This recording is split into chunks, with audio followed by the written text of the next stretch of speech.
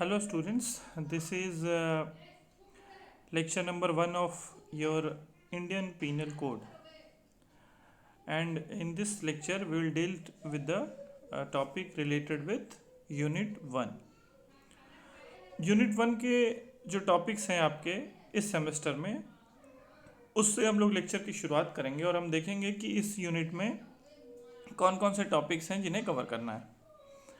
तो मैं पहले रीड आउट कर लेता हूँ कि which are the topics which are there in your Unit 1 syllabus.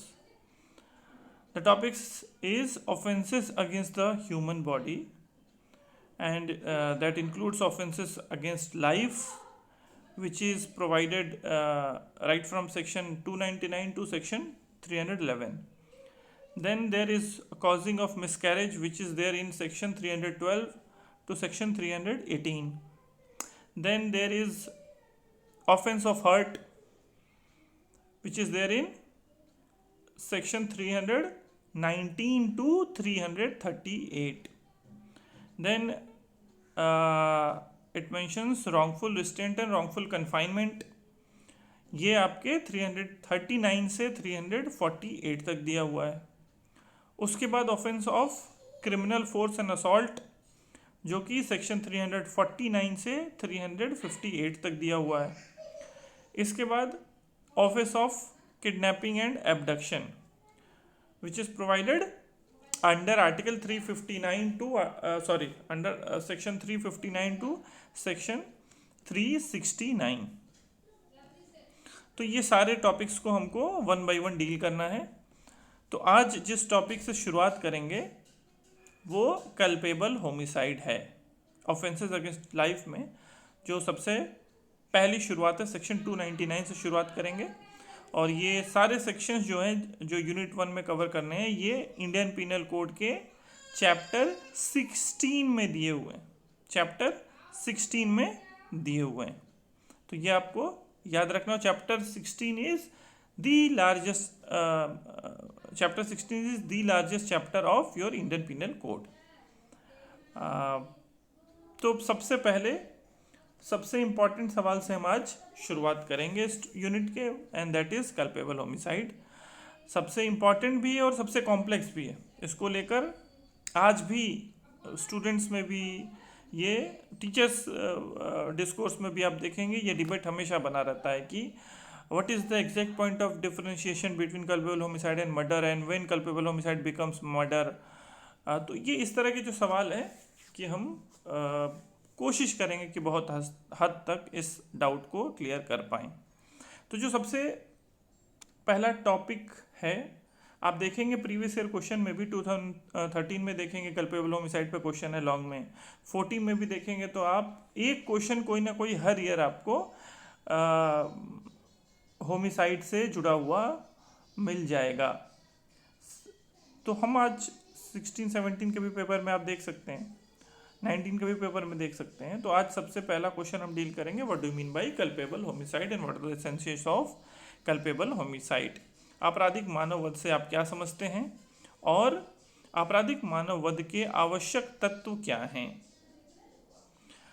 तो कल्पेबल होमिसाइड ये जो टर्म है ये डिफाइन किया गया है 299 में, लेकिन उससे पहले कि हम सेक्शन पर आए, कल्पेबल होमिसाइड की हम मीनिंग देखने का प्रयास करेंगे, लिटरल मीनिंग देखने का प्रयास करेंगे, जो कि आपके सामने दिए गए नोट्स में भी लिखा हुआ है कि homicide is the killing of a human being by another human being. It may इधर बी लॉफुल और अनलॉफुल।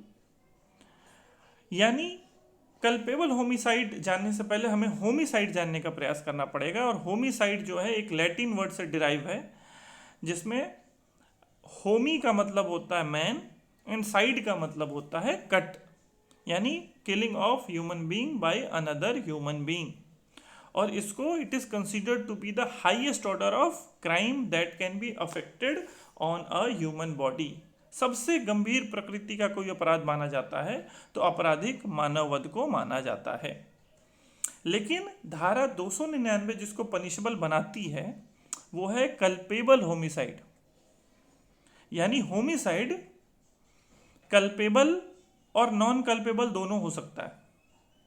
299 में जो कल्पेबल वर्ड है उसका अर्थ है कि which is a homicide which is considered to be punishable, considered to be blameworthy या considered to be offensive, यानी कि ऐसा होमिसाइड जो पनिशेबल माना जाएगा या ब्लेम वर्दी माना जाएगा, उसी को 299 में ऑफेंस के रूप में स्वीकार किया गया है। यानी हमारा इंडियन पीनल कोड सिर्फ killing of a person by another person को, ध्यान रखिएगा, killing of a person by another person, killing of a person by an animal is not considered to be homicide, और killing of an animal by another person is also not considered to be homicide। मरने वाला भी human है और मारने वाला भी human होना चाहिए। लेकिन हमारे आईपीसी में जैसा मैंने कहा आपको कि कल्पेबल होमिसाइड को पनिशबल बनाने की बात करता है। कल्पेबल की मीनिंग ही है ब्लेम वर्दी या पनिशबल, यानी सिर्फ होमिसाइड होना पर्याप्त नहीं है किसी को सजा दिलवाने के लिए। सिर्फ किलिंग हो जाना किसी पर्सन से दूसरे पर्सन की, वो पनिशेबल नहीं है। इसीलिए हमारे आईपीसी में आप देखेंगे तो दो तरह के होमिसाइड हैं। एक है ऐसा होमिसाइड जिसके लिए पनिशमेंट प्रिस्क्राइब नहीं है, जिसको दंडनीय नहीं माना जाता है, जिसको पनिशेबल नहीं माना जाता है, उस होमिसाइड को लॉफुल होमिसाइड कहते हैं। और जिसको पनिशबल माना जाता है, जिसको गलत माना जाता है, जिसको ऑफेंसिव माना जाता है, जिसको ब्लेमवर्दी माना जाता है, वो अनलॉफुल होमिसाइड कहलाता है। तो आपके सामने नोट्स में ही लिखा हुआ है कि it may be either lawful और अनलॉफुल, और लॉफुल की कैटेगरी में कुछ ब्रैकेट में आपको सामने लिखा हुआ है एक्सक्यूजेबल होमिसाइड, और कुछ सेक्शंस दिए हुए हैं। तो लॉफुल होमिसाइड को भी फर्दर डिवाइड करके एक्सक्यूजेबल और जस्टिफिएबल बनाया गया है हमारे इंडियन पीनल कोड में। और ऐसे होमिसाइड को लेकर आप ऑलरेडी पिछले सेमेस्टर में पढ़ चुके हैं। ये सेक्शन 176 टू 106 के अंतर्गत जो होमिसाइड आते हैं वो लॉफुल होमिसाइड की कैटेगरी में है। वहाँ पर क्या है, वहाँ पर आपने देखा होगा कई सेक्शंस में कि आप एक पर्सन दूसरे पर्सन की किलिंग कर रहा है, लेकिन वहाँ पर जो मेन एलिमेंट है दैट इज गिल्टी इंटेंशन, वहाँ पर गिल्टी इंटेंशन का अभाव है, absence of mens rea is there, और इसीलिए सॉरी वो होमिसाइड लॉफुल होमिसाइड कहलाता है। इसीलिए वो होमिसाइड लॉफुल होमिसाइड कहलाता है। और लॉफुल होमिसाइड को भी अगर आप फर्दर डिवाइड करना चाहें तो एक्सक्यूजेबल और जस्टिफिएबल में कर सकते हैं। एक्सक्यूजेबल होमिसाइड ऐसा होमिसाइड है जो कि लॉ के द्वारा एक्सक्यूजेबल है, एक्सक्यूज किया जा सकता है। इसके लिए आपने गुड फेथ में प्रॉपर मैनर में लॉफुल तरीके से कोई एक्ट किया हो, जैसे सेक्शन 80 ले लीजिए, तो सेक्शन 80 में आप देखेंगे कि आप अपनी तरफ से लॉफुल मैनर में अगर कोई एक्सीडेंट हो जाता है, कोई मिसफॉर्चून हो जाती है जहाँ पर आपका कोई क्रिमिनल इंटेंशन या नॉलेज नहीं था, तो वहाँ पर लॉ आपको ये बचाव देता है। उसी तरह सेक्शन 82 देख लीजिए, 83 देख लीजिए, 84 85 देख लीजिए, जहाँ पर कोई 7 साल से कम उम्र के बच्चे से या 7 से 12 साल के बीच के उम्र के लड़के से जो सफिशिएंट मैच्योरिटी ना रखता हो उससे किलिंग हो जाती हो, या अनसाउंड माइंड का कोई व्यक्ति है उससे किलिंग हो जा रही हो, वो एक्सक्यूजेबल होमिसाइड है। यानी लॉ ये मानकर चलता है कि ऐसे केसेस में उस व्यक्ति जिस पर आरोप लगा है उसे एक्सक्यूज कर दिया जाना चाहिए। एक प्रकृति लॉफुल होमिसाइड में ही जस्टिफिएबल होमिसाइड की है। जस्टिफिएबल होमिसाइड में व्यक्ति जो काम कर रहा है उसे पता तो है कि इससे किलिंग हो जाएगी। एक्सक्यूजेबल में उसको पता नहीं, या वो मेंटल कैपेसिटी नहीं रखता है।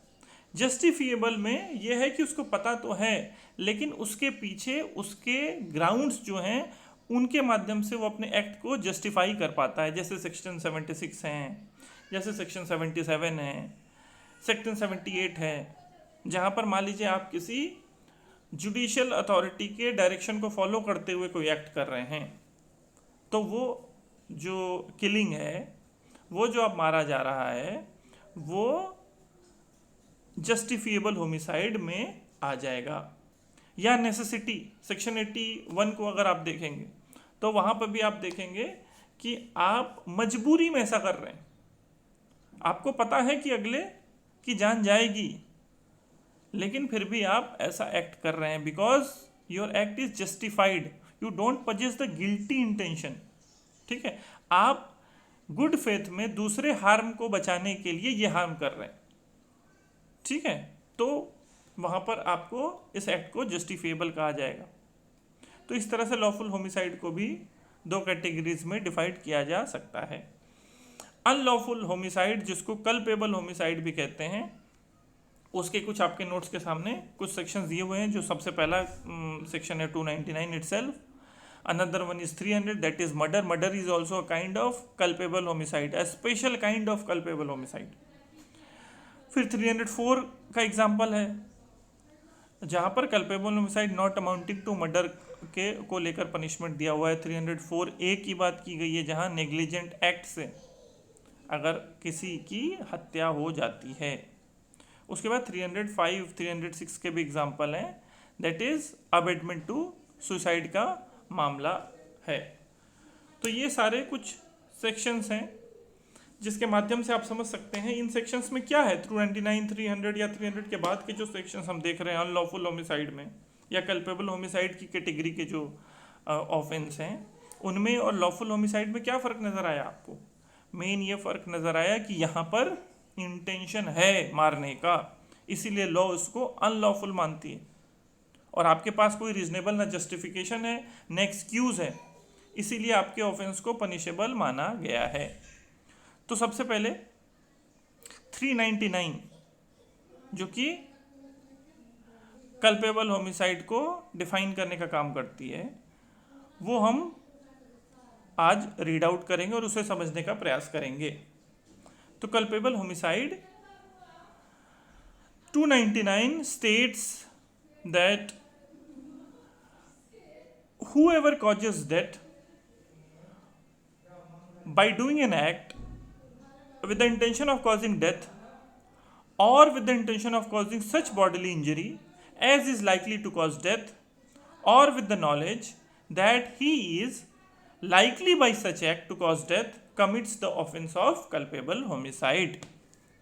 इसको हिंदी में भी रीड आउट करेंगे कि जो कोई मृत्यु कारित करने के आशय से या ऐसी शारीरिक क्षति कारित करने के आशय से जिससे मृत्यु कारित हो जाना संभाव्य हो, या यह ज्ञान रखते हुए कि यह संभाव्य है कि वह उस कार्य से मृत्यु कारित कर दे, कोई कार्य करके मृत्यु कारित कर देता है, तो वह आपराधिक मानववध का अपराध करता है। 299 स्पेसिफिकली प्रोवाइड्स द कंडीशंस जिसके अंतर्गत किसी एक्ट को क्या माना जाएगा? कल्पेबल होमिसाइड माना जाएगा। क्या है? Whoever causes death. सबसे पहला कंडीशन क्या है? एलिमेंट क्या है कल्पेबल होमिसाइड अंडर 299 का? सेक्शंस को आप बहुत ध्यान से पढ़ेंगे तो आपके अंदर ये कला खुद विकसित होगी कि मैं किस तरह से एसेंशियल एलिमेंट समझ पाऊँ। तो इस सेक्शन को हम ध्यान से 1 बाय 1 रीड करेंगे और देखेंगे कि 299 के एसेंशियल एलिमेंट क्या निकल के आ रहे हैं। तो जैसा मैंने कहा, पहली लाइन में पढ़ेंगे whoever causes death by doing an act. तो पहला एलिमेंट क्या है कल्पेबल होमिसाइड का? That is the causing of death. The causing of death is an important element. मृत्यु कारित होनी ही चाहिए, एंड रिजल्ट जो है वो डेथ में तब्दील होनी ही चाहिए। सेकंड क्या है? By doing an act. ठीक है, दूसरा क्या है कि there must be doing of an act. तीसरा क्या है? With the intention of causing death और with the intention of causing such bodily injury, यानी the act must have been done. पहला मैंने आपने बताया कॉजिंग ऑफ डेथ, दूसरा बाय डूइंग एन एक्ट, तीसरा, act must have been done with the intention of causing death or with the intention of causing such bodily injury as is likely to cause death. और तीसरा क्या है, act must have been done with the knowledge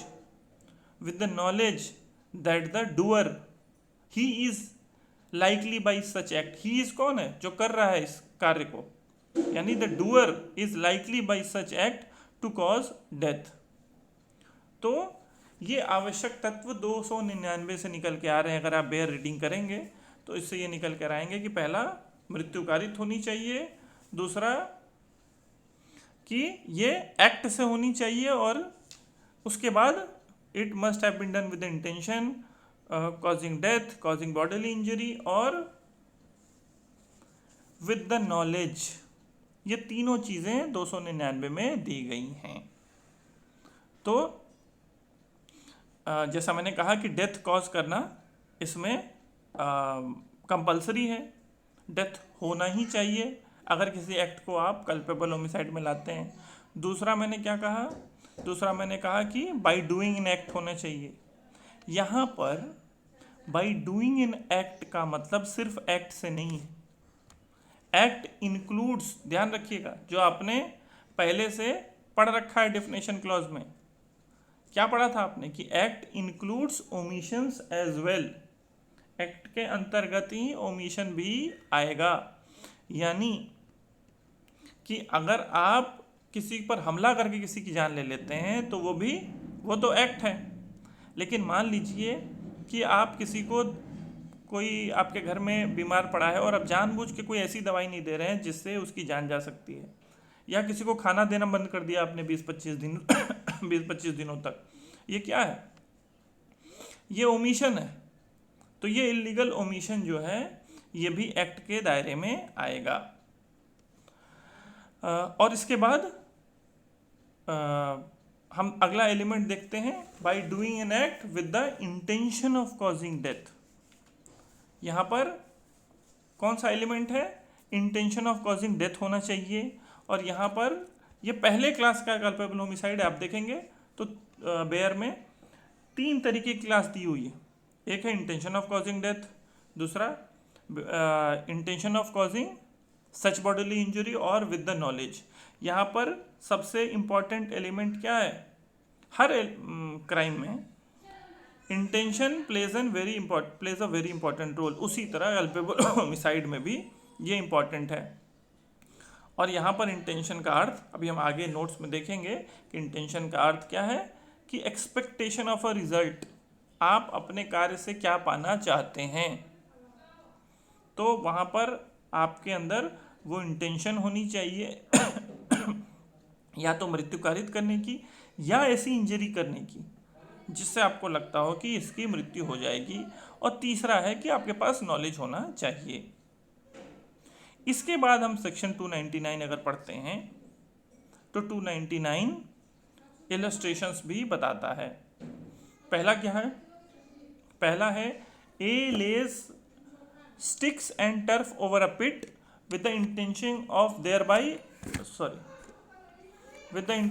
thereby causing death, or with the knowledge that that is likely to be thereby caused. Z believing the ground to be firm treads on it and falls in and is killed. A has committed the offense of culpable homicide. पहला दृष्टांत क्या कह रहा है कि क एक गड्ढे पर लकड़ियां और घास इस आशय से बिछाता है कि तद द्वारा मृत्यु कारित करे, या यह ज्ञान रखते हुए बिछाता है कि संभाव्य है कि तद द्वारा मृत्यु कारित हो. क्या कर रहा है, ए क्या कर रहा है, एक लकड़ियों से एक गड्ढे के ऊपर घास या लकड़ियां बिछा रहा है, जिससे उसका ये इंटेंशन है कि कोई आए तो उसके ऊपर चढ़े और गिर के उसकी जान चली जाए. और या तो उसको इसका इंटेंशन है या इसको नॉलेज है कि ऐसा होगा. तो उसके बाद जेड नाम का व्यक्ति वहाँ पर आता है और वो ये मानकर चलता है कि ये नॉर्मल ग्राउंड है, उस पर पाँव रख देता है, नीचे गिर जाता है और उसकी मृत्यु हो जाती है. ये क्या है, this is offence of culpable homicide. Offence of culpable homicide क्यों? क्योंकि यहाँ पर इंटेंशन या नॉलेज थी, इंटेंशन या नॉलेज थी। उसके बाद आगे बढ़ेंगे। A knows Z to be behind a bush, B does not know it. A क्या जान रहा है कि जेड एक झाड़ी के पीछे का, यह जानता है कि यह एक झाड़ी के पीछे है। ख यह नहीं जानता। A knows Z to be behind a bush, B does not know it. ठीक है, ए क्या कर रहा है? ए इंटेंडिंग टू कॉज और knowing it to be likely to cause that.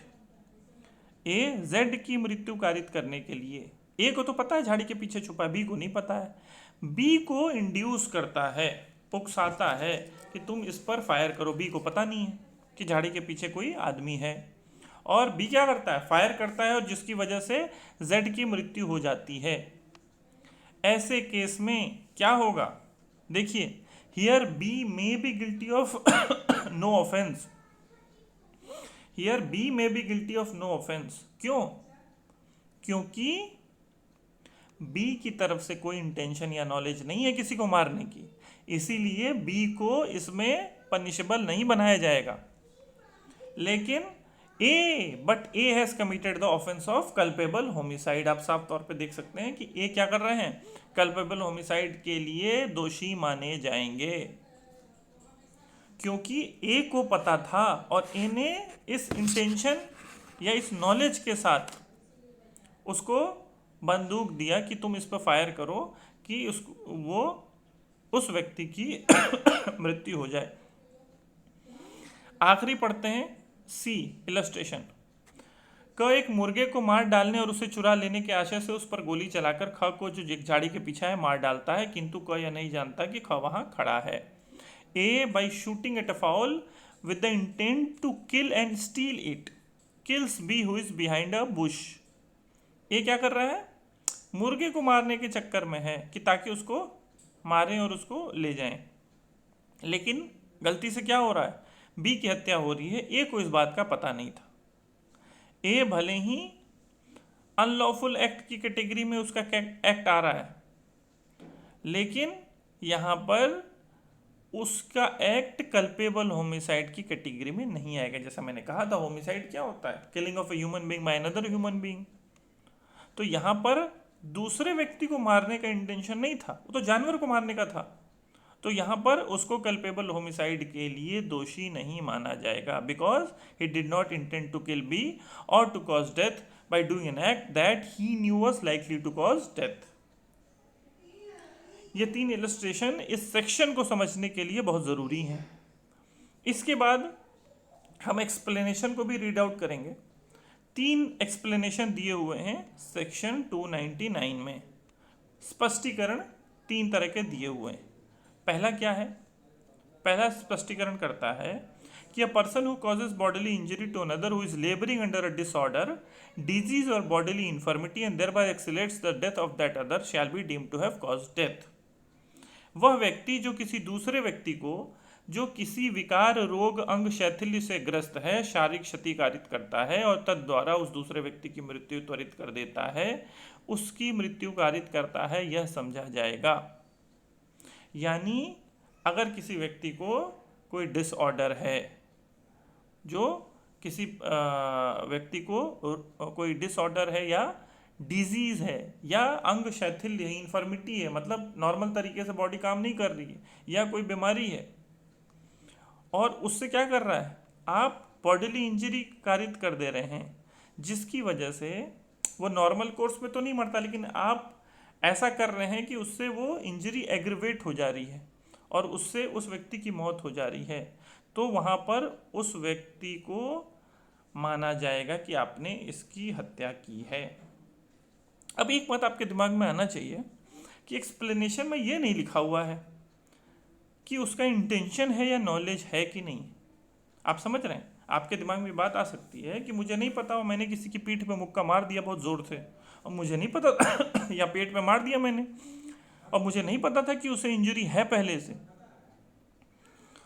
तो क्या मुझे 299 के अंतर्गत दोषी माना जाएगा?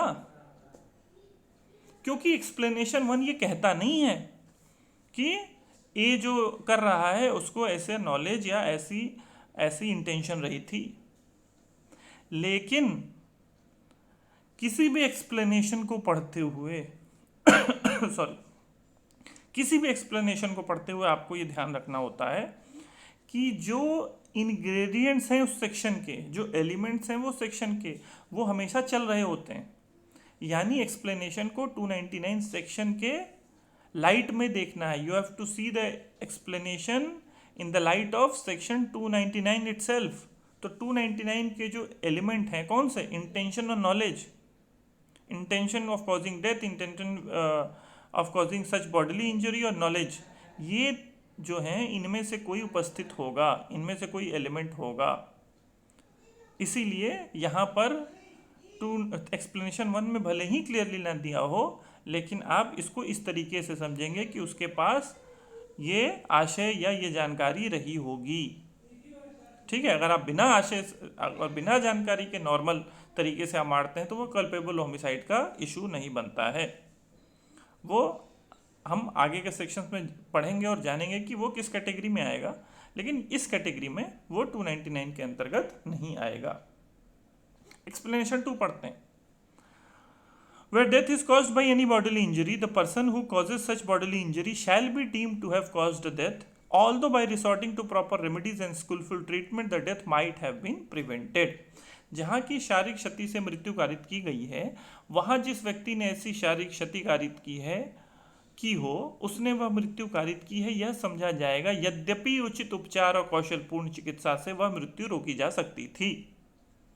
ये क्या कह रहा है कि किसी बॉडीली इंजरी से अगर किसी व्यक्ति की मौत हो जा रही है तो जिस व्यक्ति ने बॉडीली इंजरी की है उसको ये माना जाएगा कि वो उसने ही हत्या की है। भले ही उस व्यक्ति को प्रॉपर रेमेडी अगर दी जाती या स्किलफुल ट्रीटमेंट मिला होता तो उसकी जान बच सकती थी। ऐसा क्यों किया गया है? क्योंकि ओनस जिसने मारा है ये उसकी जिम्मेदारी थी।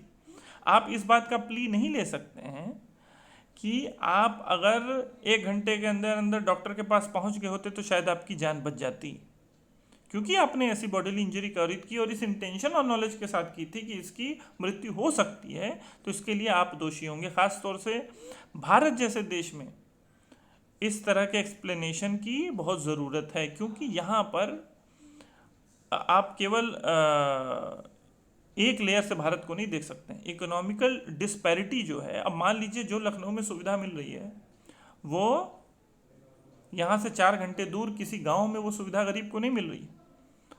तो अगर आप इस तरह के कंडीशन अगर लगा दिए होते कि नहीं प्रॉपर रेमेडी अगर मिल गई होती तो वो बच जाता, तो फिर इससे कहीं ना कहीं इस एक्यूज को आप लाइबिलिटी से मुक्त करने का काम करते हैं। इसीलिए एक्सप्लेनेशन इस पर्पस के साथ दिया हुआ है कि सबको हर समय उस तरह की सुविधा नहीं मिल सकती, इसीलिए लाइबिलिटी उस व्यक्ति की मानी जानी चाहिए। एक्सप्लेनेशन 3 कहता है the causing of death of a child in the mother's womb is not homicide. The causing of माँ के गर्भ में स्थित किसी शिशु की मृत्यु कारित करना मानववध नहीं है। ध्यान रखिएगा, ये बहुत इंपॉर्टेंट पॉइंट है और इसको लेकर ऑब्जेक्टिव में सवाल पूछा जाता है। आपसे पूछ देगा the causing of death of a mother's womb amounts to, ये किस कैटेगरी में आएगा?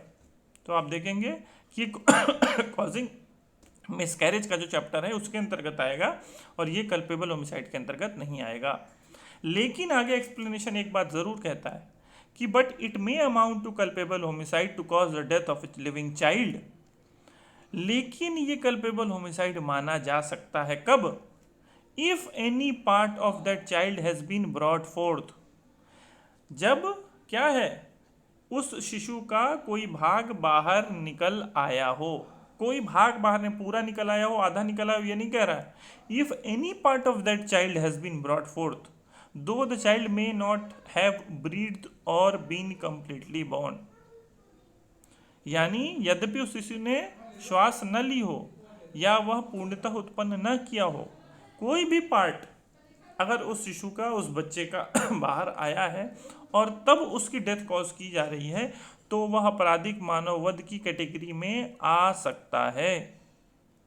आपराधिक मानववध की कैटेगरी में आ सकता है। लेकिन अगर अंदर ही उसकी मृत्यु कर दी जाए, कोई मान लीजिए कोई केमिकल दिया गया एक स्त्री को जिसकी वजह से घर में जो बच्चा है वो खत्म हो जाता है, तो वो कल्पेबल होमिसाइड नहीं माना जाएगा। ध्यान रखिएगा, वो कल्पेबल होमिसाइड नहीं माना जाएगा। तो आज के लेक्चर को यहीं तक रखते हैं। अगले लेक्चर में हम कल्पेबल होमिसाइड के एलिमेंट्स को और डिटेल में जानने का प्रयास करेंगे और उसके बाद सेक्शन 300 की तरफ हम लोग आगे बढ़ेंगे। तो अगले लेक्चर में हम लोग उस टॉपिक को देखेंगे। Thank you.